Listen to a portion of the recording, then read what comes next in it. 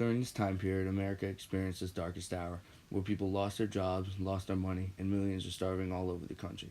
That was until the New Deal brought programs that would be marked as the turning point in America's history, because the government would get more involved in the nation's economy, more rights and better treatment of laborers, and acts that would be set in place so another depression would never happen again. Prior to Roosevelt's presidency, Herbert Hoover was president during the beginning of the Great Depression and did very little to help fix it, since he believed that it could be too dangerous for the federal government to be involved, although that's what was needed. So in the election of 1932, Americans were ready for a new president. The Roosevelt administration worked to enlarge the government's role in shaping of the economy. One thing that was done was infusing the nation's economy with millions of dollars by creating federal jobs, by attempting to regulate supply and demand, and having active participation in labor and management disputes.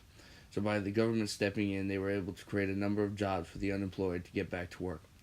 Along with that, now that the government was more involved, it established new agencies like the Securities and Exchange Commission, the SEC, to regulate banking investment activities. These agencies were able to regulate the economy so that individual banks do not make decisions or trades that can put us back in another depression.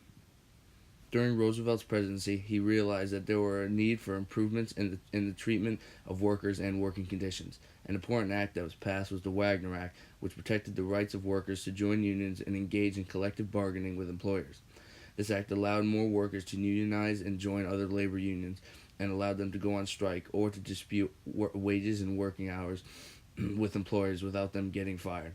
Congress also passed an act called the Fair Labor Standards Act, which set a maximum hours at 44 hours per week, minimum wages at 25 cents an hour, and set rules for employment of workers under 16 and banned hazardous conditions for those who were under 18. With these acts set in place, workers were able to make more money with a shorter week, and workers who were under 18 could not work where they could be harmed. Overall, Roosevelt did a fine job in making the lives of workers easier and safer. Programs of the New Deal were not only to get America out of the Depression, but to also include programs that would prevent another one from happening again. A number of acts were set to prevent a depression from happening again, like the Glass-Steagall Act.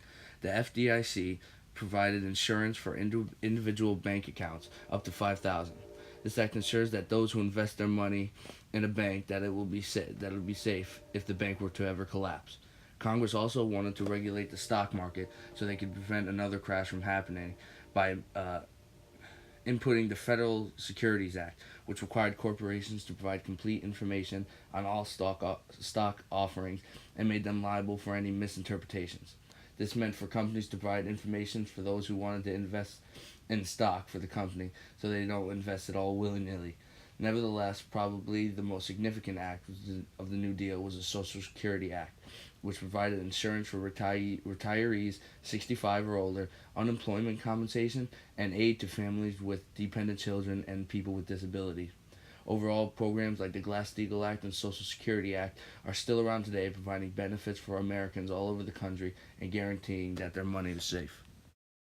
In the end, historians argue that the New Deal brought America out of the Depression. You can argue that it could go both ways.